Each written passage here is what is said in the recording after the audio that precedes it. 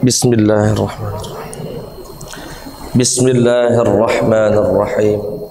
Assalamualaikum warahmatullahi wabarakatuh.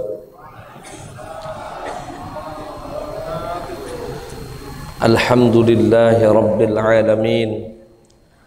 Wa sallallahu ala sayyidina Muhammadin wa ala alihi wa sahbihi ajma'in, amma ba'd. Para alim ulama,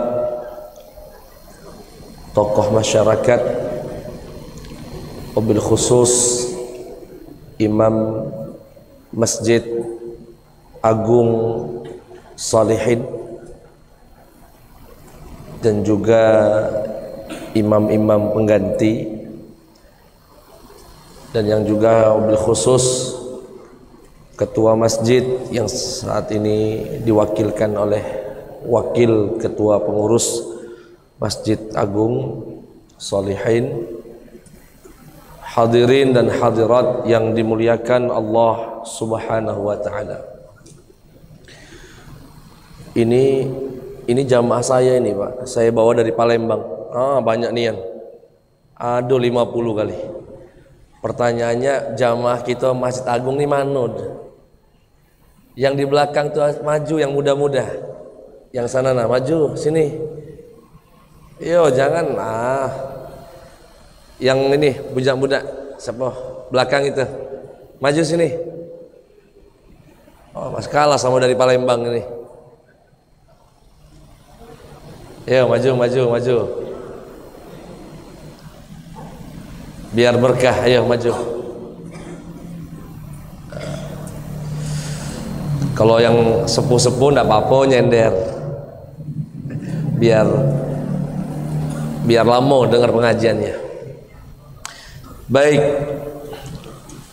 Puja dan puji syukur mari kita persembahkan kehadirat Allah Subhanahu wa taala yang senantiasa memberikan kita nikmat, wabil khusus nikmat iman, nikmat Islam, nikmat kesempatan hadir untuk memperingati salah satu fenomena yang sangat luar biasa, bahkan tak akan pernah berulang sampai dunia ini dihancurkan. Dia adalah kejadian Isra dan Mi'raj. Salawat beriring salam tercurahkan kepada junjungan Nabi Agung Baginda Muhammad sallallahu alaihi wasallam. Nabi Muhammad sallallahu alaihi, Pak, Bu, kata Rasulullah, al-bakhil man idza dzukirtu indahu wa lam yusalli alayya. Orang yang pelit adalah orang disebutkan nama Nabi Muhammad diam aja. Itu orang pelit. Kalau disebut nama Nabi Muhammad, seperti ini. Kalau disebut nama Nabi Muhammad, dulu saat saya di Mesir, orang Mesir itu luar biasa cintanya sama Rasulullah. Jangan sekali-kali menyebut nama Muhammad kecuali lisan mereka langsung sallallahu alaihi wasallam. Kalau orang Indonesia ini sallallahu alaihi wasallam. Yo, enggak tahu, mungkin belum kenal dengan nabinya. Biasa baik nabi di hatinya itu. Kalau orang Mesir luar biasa. Bahkan suatu ketika saya baru awal-awal di Mesir, supir bus itu manggil kernet yang ada di belakang, kernet bus, namanya Muhammad. Dipanggilnya, ya Muhammad, ta'al. Satu bus itu mengatakan sallallahu alaihi wasallam. Saking cintanya sama Rasulullah itu. Sekali lagi, Pak, salawat beriring salam tercurahkan kepada junjungan Nabi Agung Baginda Muhammad sallallahu alaihi wasallam. Semoga yang menjawab semangat salawat dengan semangat dikumpulkan Allah dengan Nabi Muhammad sallallahu alaihi wasallam. Amin ya rabbal. Jujur aja suaranya berat banget ini Pak. Suara saya ya berat. Malamnya ceramah, siangnya ngajar di kampus.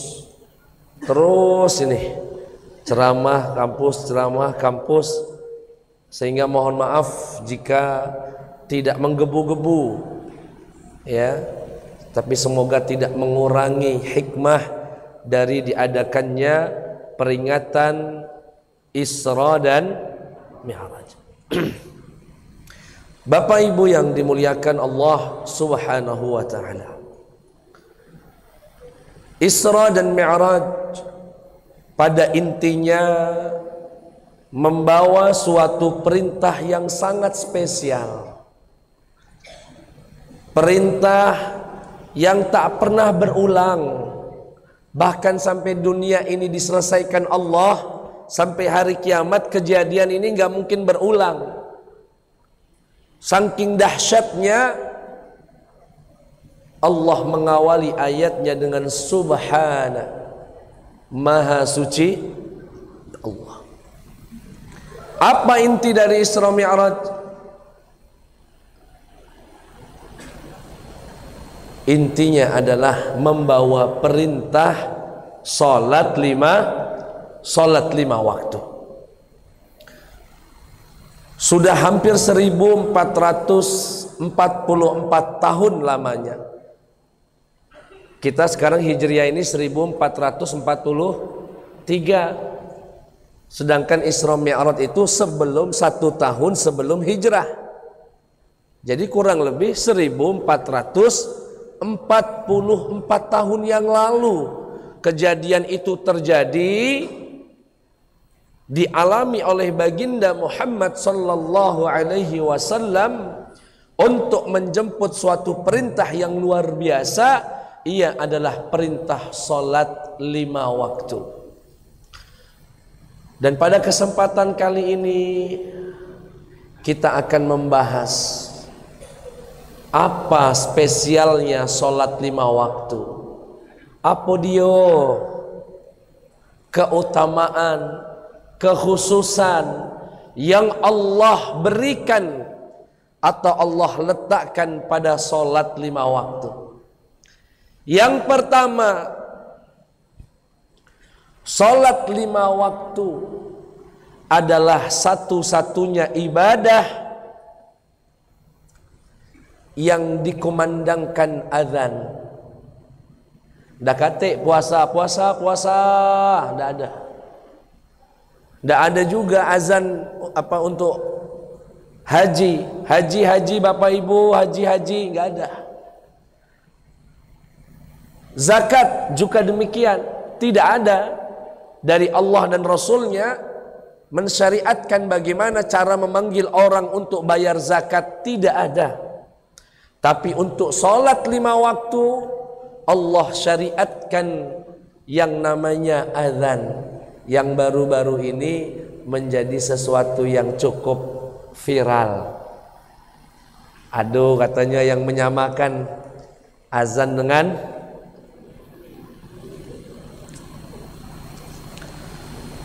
satu-satunya ibadah yang disyariatkan azan.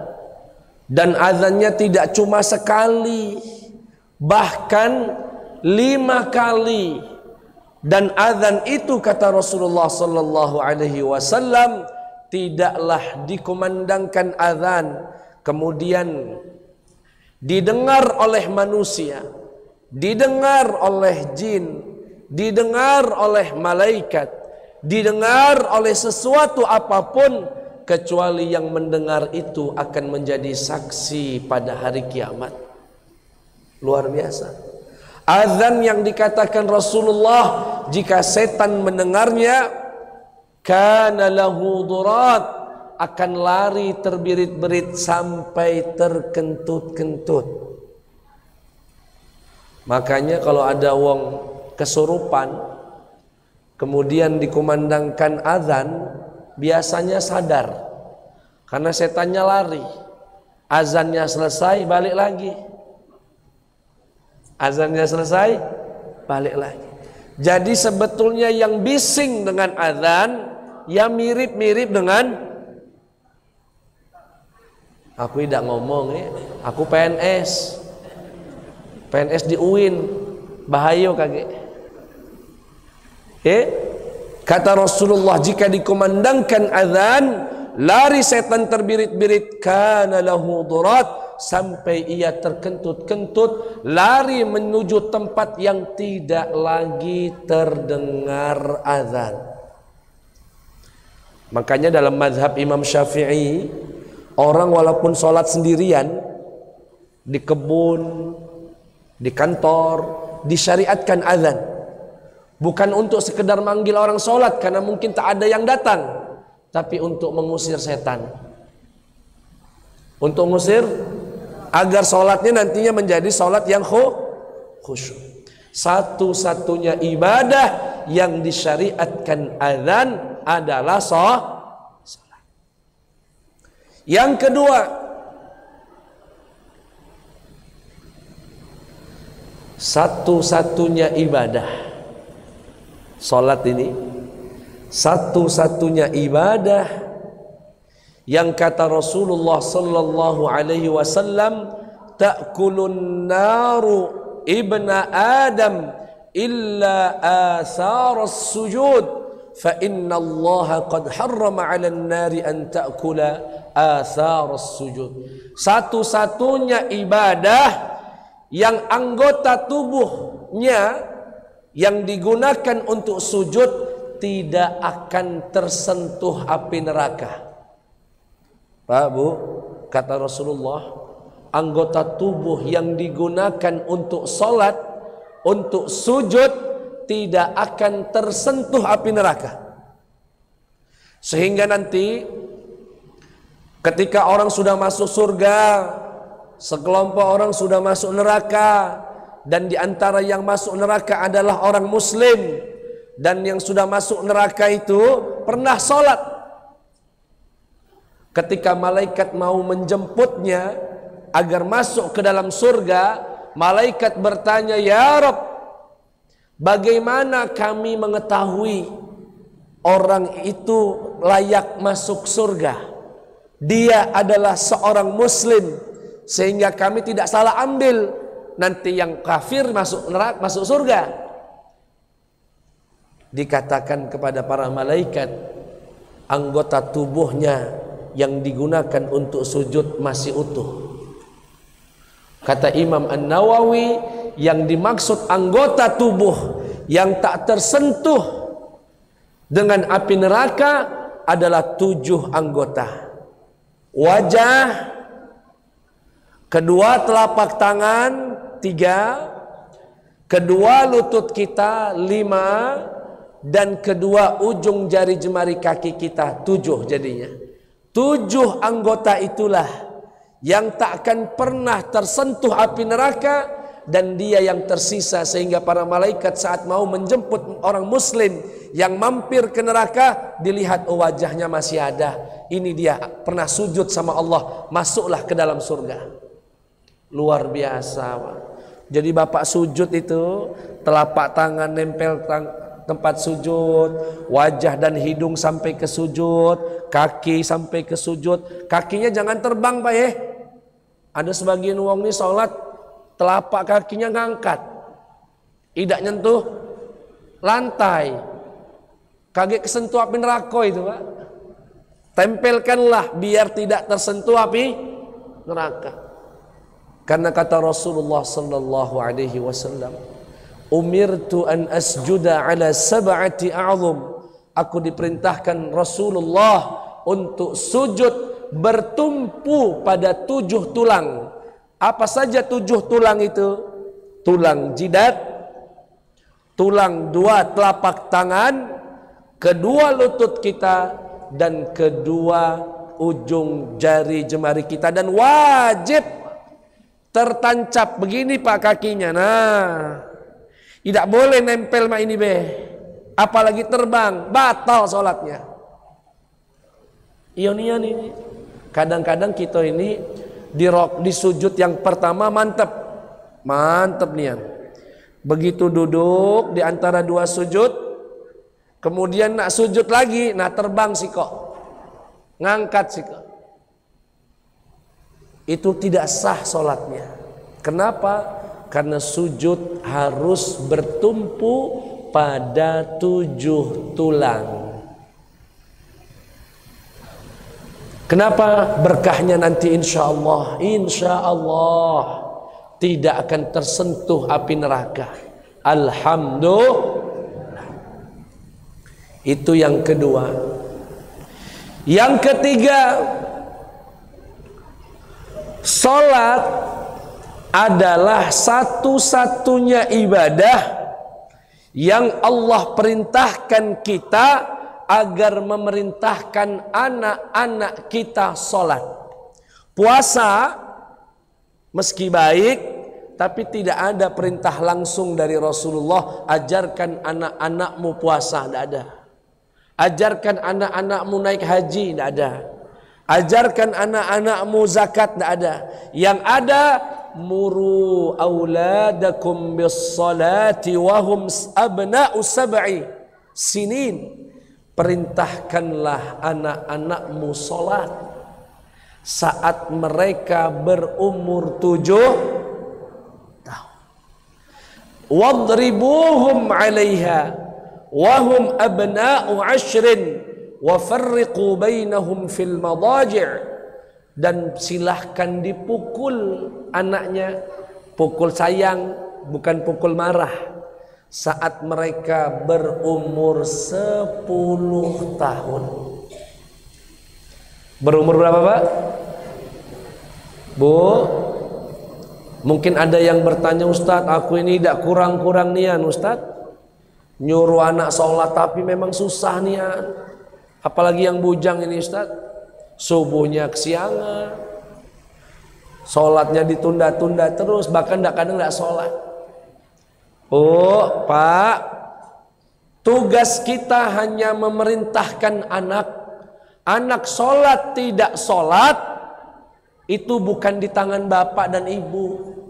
Tapi Pak Ustadz, saya pernah dengar pengajian, jika anaknya tidak sholat, maka orang tuanya bertanggung jawab dan akan dimintakan perhitungannya di hadapan Allah Subhanahu wa taala. Kullukum ra'in wa kullukum mas'ulun an ra'iyyatih. Setiap dari kalian adalah pemimpin dan pemimpin akan diminta pertanggungjawaban atas yang dipimpin. Artinya suami, bapak-bapak akan dimintakan pertanggungjawaban kenapa anaknya tidak sholat. Apakah itu betul Ustaz? Iya betul. Orang tua akan dimintai pertanggungjawaban oleh Allah, kenapa anakmu tidak sholat, dan akan dihisab. Alangkah beratnya Ustaz, sholat kami baiklah belum sempurna, nak nanggung jawab anak yang tidak sholat. Nah, dalam pengajian ini saya kasih kunci agar tidak dimintakan Allah pertanggungjawaban kalau anak keturunan kita tidak sholat. Apa itu? Agar bapak-bapak, ibu-ibu tidak dimintai Allah, tidak dituntut nanti di hari kiamat lantaran anaknya tidak sholat, maka minimal bapak pernah memerintahkan mereka sholat.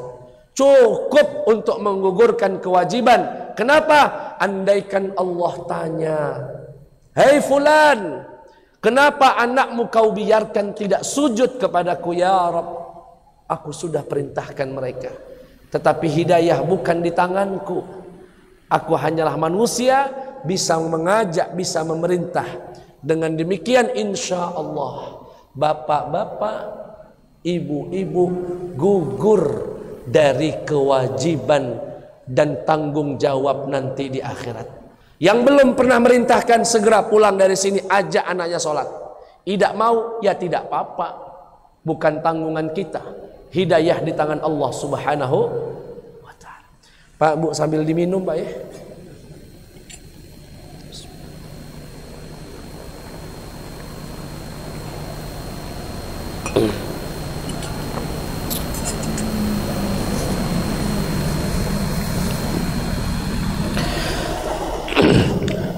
Dan satu hal lagi penting ini Pak, ngajak anak sholat itu sabarnya harus luar biasa. Nggak cukup dengan sabar biasa-biasa saja, sabarnya luar biasa. Bayangkan Pak, saya mau mengajak bapak-bapak dan ibu-ibu, coba kita sama-sama telaah pesannya Rasulullah. Kata Nabi Muhammad, perintahkan anakmu sholat saat berumur 7 tahun, dan pukullah anakmu kalau tidak sholat juga saat umur 10 tahun. Berarti berapa tahun nggak boleh mukul Pak? Berapa tahun? 7 tahun nyuruh sholat, diizinkan mukul umur 10. Berarti berapa tahun tidak boleh mukul? 3 tahun. Berarti 3 tahun itu Pak, bapak nyuruh anak, nah sholat kagek Pak, nggak boleh mukul. Nah sholat kagek Pak, nggak boleh mukul. Berapa kali selama 3 tahun itu? Kita hitung, 1 hari atau 3 tahun itu berapa hari? 1 tahunnya 350, anggaplah 350 dikali 3 tahun 1000, kurang lebih ya 1200-an, kurang lebih 1200 hari ya Pak ya. 1 harinya 5 sholat, jadi berapa Pak? 5 kali 1200, 6000 sholat. 6000 kali perintah bapak tidak didengar anak, tidak boleh mukul. 6000 kali, nah sholat kagek Pak, ya sudah. Nah sholat nanti Pak masih ada tugas. Nah sholat sampai 6000 kali belum boleh mukul. Ini menunjukkan merintah anak sholat butuh kesabaran yang luar biasa. Makanya Allah Subhanahu wa ta'ala membahasakan di dalam Al-Quran apa? Mur ahlaka bis salati wastabir 'alaiha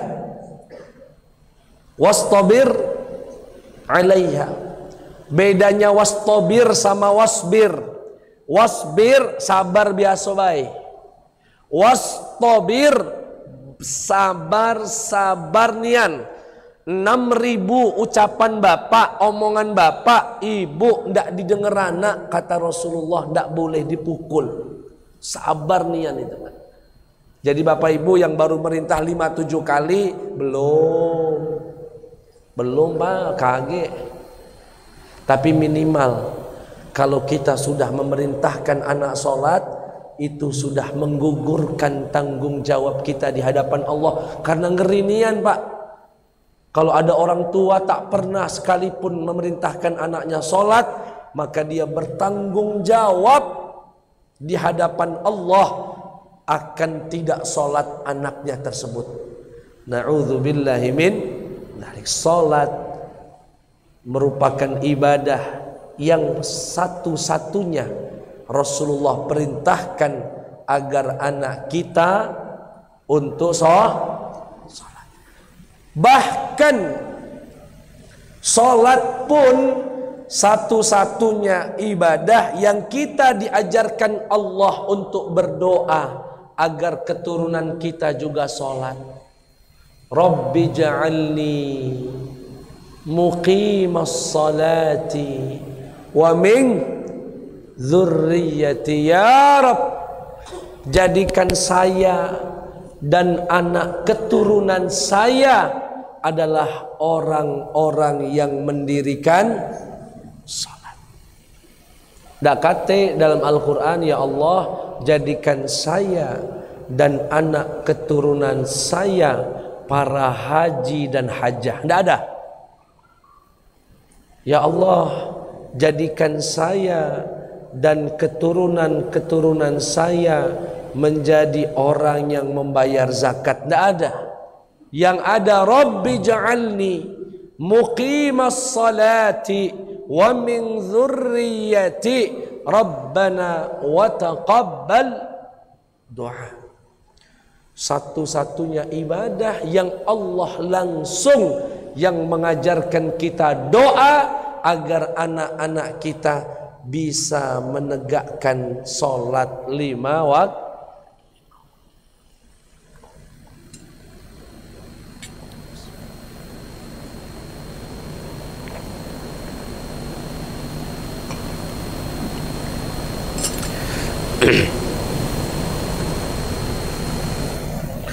Pak, Bu, andaikan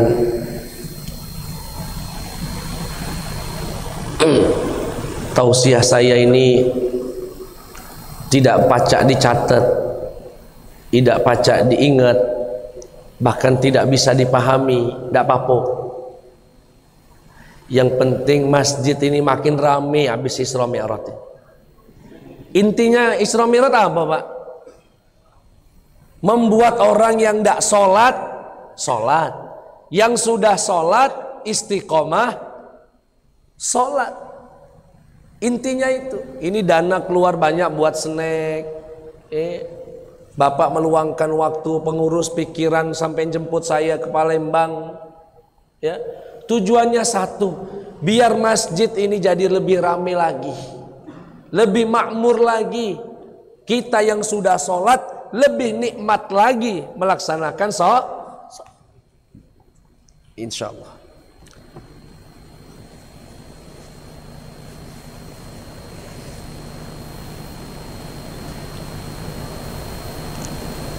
Baik, Bapak Ibu yang dimuliakan Allah Subhanahu wa taala. Salat 5 waktu satu-satunya salat atau satu-satunya ibadah yang tidak akan gugur kecuali ndak kate akal.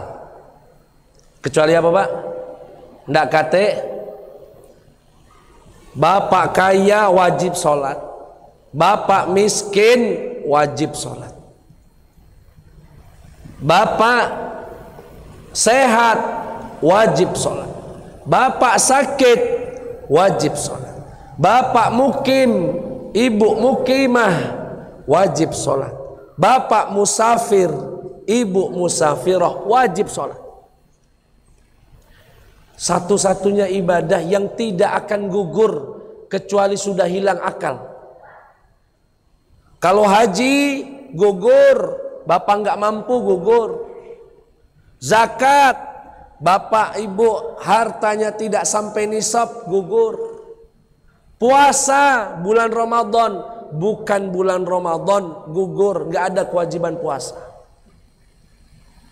Bayangkan, Pak, inilah tafsir ketika Imam Sya'rawi ditanya kenapa sholat dijadikan tiang utama, padahal kita punya 5 tiang Islam. Rukun Islam ada 5. Yang pertama syahadat, ini biar orang masuk Islam registrasinya asyhadu an la ilaha illallah wa asyhadu anna muhammadan. Sisa 4 rukun lagi. Ditanya Imam Syekh Mutawalli Sya'rawi, kenapa sholat? Kata beliau, kalau sholat ini tidak dilakukan orang, maka hancurlah Islam, maka dia tidak punya tiang lagi. Kenapa? Misal ada orang tidak mampu haji, uang nggak punya, sehingga dia tidak wajib haji. Orang ini yang tidak mampu, kalau nggak berangkat haji dosa nggak, Pak? Yang tidak mampu ini tidak dosa, gugur dia haji. Jadi gugur hajinya, nggak wajib. Sekarang zakat, hartanya tidak sampai nisab, wajib zakat nggak, Pak? Tidak. Berarti gugur kewajiban zakat. Kalau dia tidak bayar zakat dosa tak? Tidak, karena tidak mampu, gugur lagi. Ini muslim, tidak punya kewajiban apa-apa ini. Haji tidak wajib, zakat tidak wajib. Sekarang puasa. Puasa maksudnya adalah puasa Ramadan. Di bulan Rajab berarti tidak puasa. Di bulan Syaban berarti tidak wajib puasa. Gugur juga. Lah tinggal sikok lagi sholat. Kalau dia tidak sholat, lalu dia punya apa dalam Islam? Sehingga dalam Islam satu-satunya ibadah yang harus dipertahankan, sakit wajib, sehat wajib, musafir wajib, mukim wajib, nggak bisa berdiri duduk, nggak bisa duduk berbaring, nggak bisa berbaring kedipkan mata. Pokoknya selama pikiran masih aktif, akal masih ada, tidak gugur kewajiban sholat. Karena kalau digugurkan juga, dia tidak punya satu tiang pun dalam agamanya. Makanya dalam fikih dikatakan yang tidak wajib sholat hanyalah mereka yang tidak kate akal. Tidak kate, tapi tidak juga Ustadz, banyak orang berakal, sarjana, doktor tapi tidak sholat. Iya, gelarnya baik doktor, tapi tidak kate akal. Tidak kate akal. Alhamdulillah. Berarti bapak-bapak, ibu-ibu yang hadir di sini ada akal. Alhamdulillah. Satu-satunya ibadah. Yang berikutnya, sholat itu satu-satunya ibadah yang menghimpun seluruh ibadah yang lain dalam dirinya. Di dalam sholat ada puasa, di dalam sholat ada Quran, di dalam sholat ada zikir, di dalam sholat ada ikhlas, di dalam sholat ada tumakninah dan sebagainya. Mana puasanya Ustadz? Di dalam sholat. Begitu Bapak membaca takbiratul ihram, Allahu Akbar, haram makan, haram minum, bahkan ngomong baik tidak boleh. Makanya disebut dengan takbiratul ihram. Ihram itu diambil dari kata haram. Maksudnya apa? Setelah takbir itu yang tadinya halal jadi haram. Yang tadinya halal minum, haram minum. Yang tadinya halal ngobrol, haram ngobrol.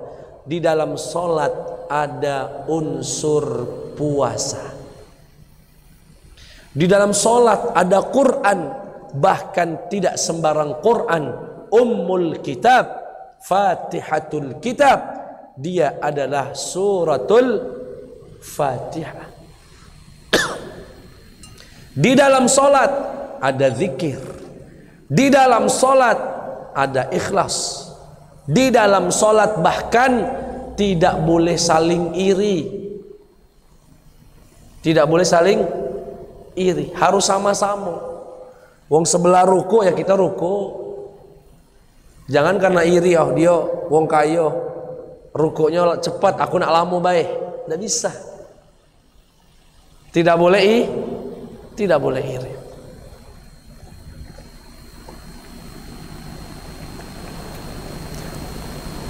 Suara saya ini sudah mulai lowbat, Pak.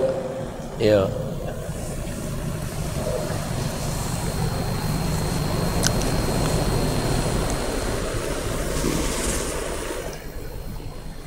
Alhamdulillah. Tapi kalau Bapak tidak ngantuk begini semangat saya, Pak.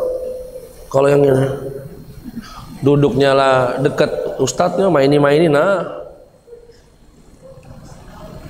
Baik Bapak Ibu yang dimuliakan Allah Subhanahu wa taala. Salat adalah satu-satunya ibadah. Satu-satunya ibadah yang dijadikan standar oleh Rasulullah sebagai standar seluruh amal ibadah soleh yang lain. Artinya apa? Jika sholatnya bagus, yang lainnya jadi tapi jika sholatnya buruk, meski dia rajin sedekah, berkali-kali naik haji, sebesar apapun pahala haji tak sanggup untuk membayar dosa meninggalkan sholat.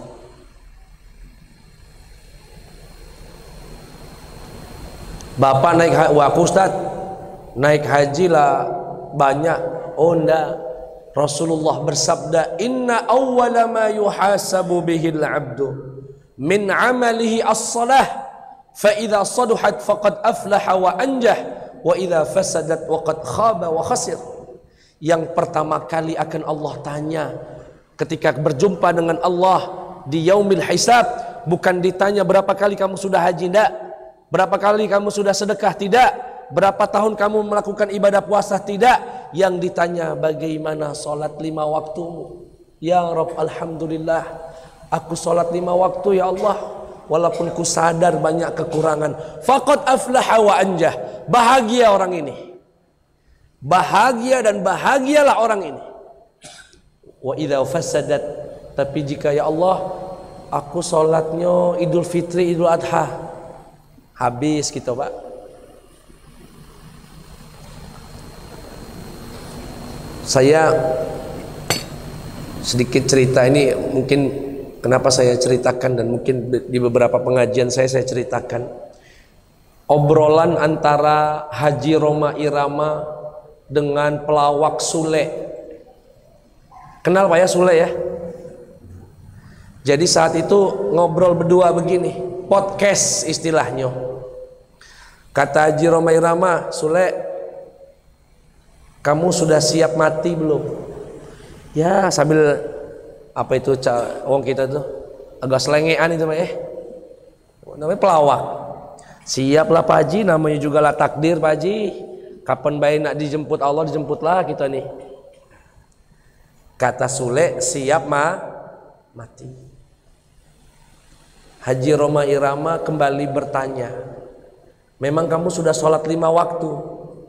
Kadang-kadang Pak Haji. Nah, kadang-kadang. Kadang-kadang. Apa kata Haji Roma Irama? Nah, kalau begitu kamu bukan siap mati, nekat mati namanya. Loh, nekat mati. Tapi Sule kemudian menjawab dengan jawaban yang saya yakin itu ada di kepala sebagian umat Islam. Apa itu? Kata Sule, Pak Haji, meski aku belum sholat 5 waktu, tapi alhamdulillah aku sering bantu orang. Aku sering bantu orang, bantu wong tua. Kata dia. Dengan itu dia berpikir dosa-dosa ninggalkan sholat itu bisa ditutup dengan pahala sedekah, dengan pahala mungkin haji, apalagi artis biasa haji dia berkali-kali, bahkan dia pikir begitu, demi Allah andaikan sudah haji 10 kali, zakat tiap tahun, puasa tidak pernah ketinggalan setiap Ramadan, dan ibadah-ibadah tersebut diterima oleh Allah, dan ada pahala yang besar dia dapat dari hajinya, dari zakatnya, dari puasanya, tapi semua itu tidak sanggup untuk membayar meninggalkan 1 saja kali sholat. Bagaimana tidak? Tiang agamanya sudah nggak ada.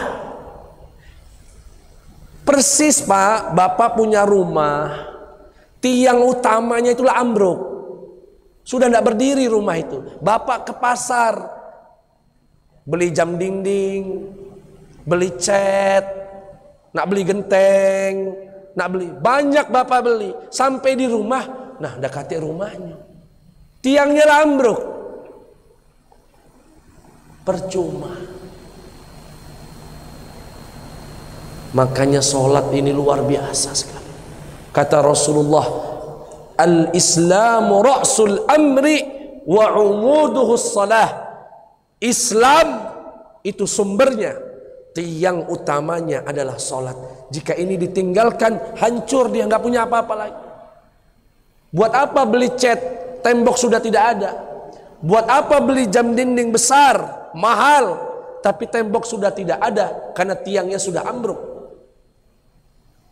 Maka dari itu, Bapak Ibu yang dimuliakan Allah Subhanahu wa taala, Salat ibadah yang sangat luar biasa.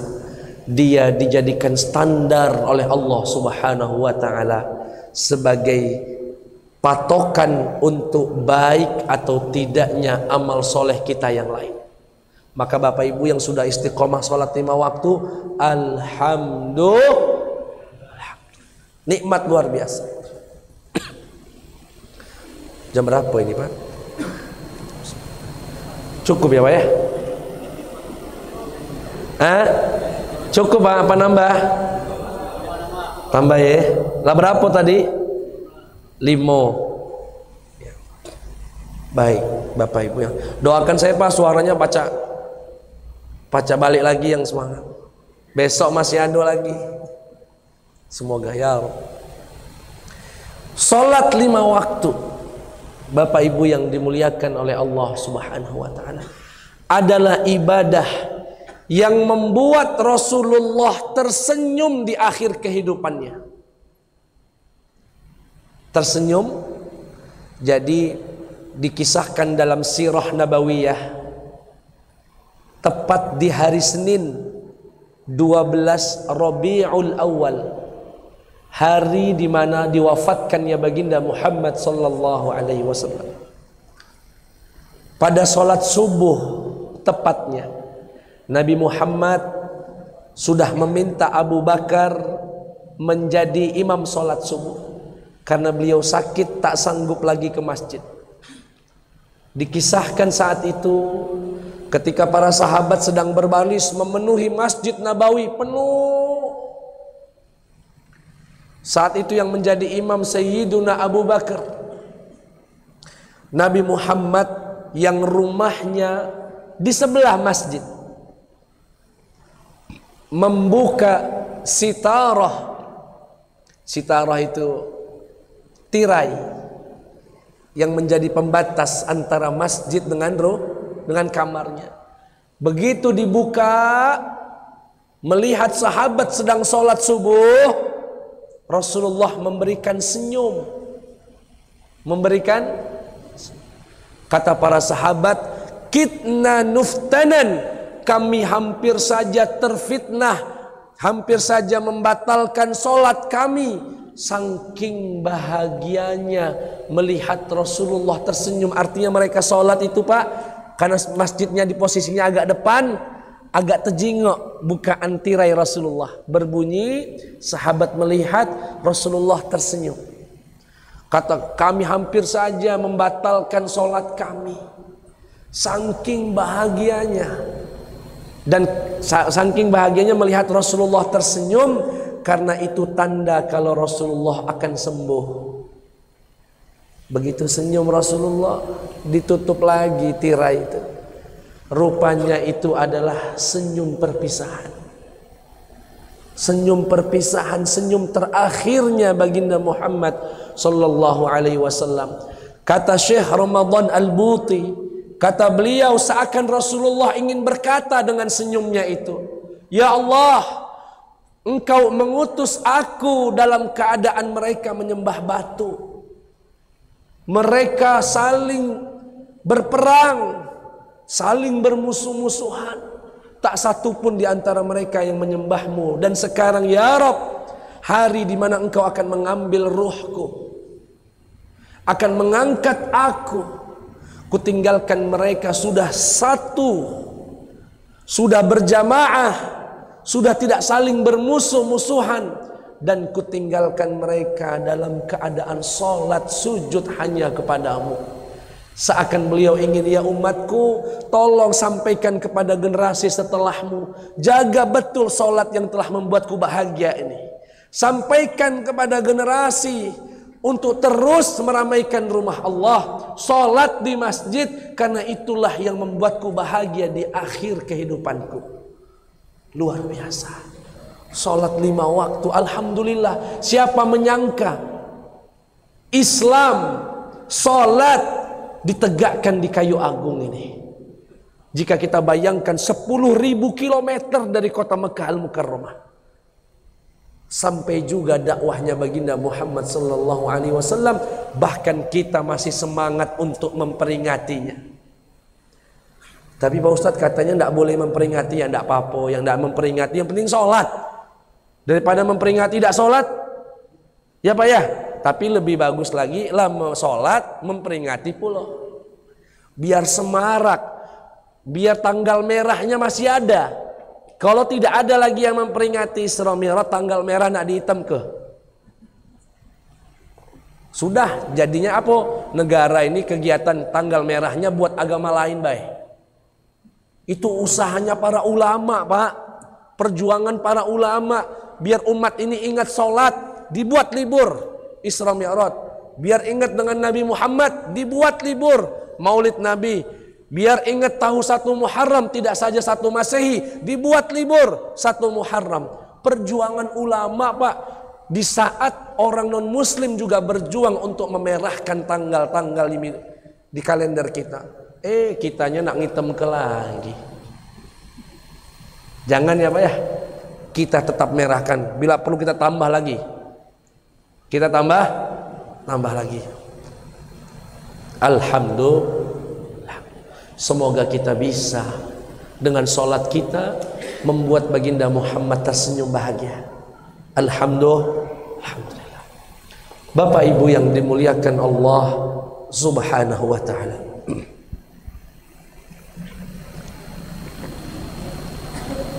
Salat satu-satunya ibadah yang dikatakan oleh baginda Muhammad sallallahu alaihi wasallam, kondisi yang terdekat dari seorang hamba dari Allah adalah ketika dia sujud. Aqrabu ma yakunul 'abdu min rabbih fahuwa sajid fa'aktsirud du'a. Sedekat-dekatnya kondisi hamba dari Allah adalah tatkala dia sujud, maka perbanyaklah doa di dalamnya. Bapak Ibu selalu berdoa, ya Allah jadikan aku orang-orang yang soleh, orang-orang yang dekat dengan Engkau. Padahal untuk bisa dekat dengan Allah, bahkan paling dekat adalah dengan sujud kepada Allah Subhanahu wa ta'ala. Salat 5 waktu, insya Allah kita akan dekat dengan Allah. Dan dianjurkan untuk memperbanyak doa. Dulu saat saya ngimam di Mesir, itu jamaah sholat di Mesir, orang Mesir itu Pak, jidatnya kapalan galo. Tahu kapalan Pak ya? Apa dia namanya? Itu bahasa Inggris tuh kapalan ya. Agak lebam-lebam itu. Kenapa? Jadi kami kalau mau sholat dipesan ke Ustadz, kagak sujudnya yang lama ya, aku nak doa yang lama. Subhana rabbiyal a'la wa bihamdi, subhana rabbiyal a'la wa bihamdi, subhana rabbiyal a'la wa bihamdi. Mulai aku baca doa, Rabbi ighfirli wa liwalidayya warhamhuma kama rabbayani shaghira. Rabbana yassir wa la tu'assir, Rabbana atim lana bi khair. Allahumma a'inna. Lama. Aku pernah sampai doa 5 kali. Selepas sholat masih diomong ke kurang Ustaz. No. Caknya banyak utang wong ini, nak doa banyak dia. Ya. Luar biasa, apalagi kalau sholat tahajud dipesan kenian sujud itu yang. Tapi jangan dipraktekkan di Agayo Agung. Ribut kaget jamaah. Apa dia imam ini? Lama nian aku lalu lupa nak baca apa lagi. Nah, sampai akhirnya aku baca Al-Fatihah lagi. Nah,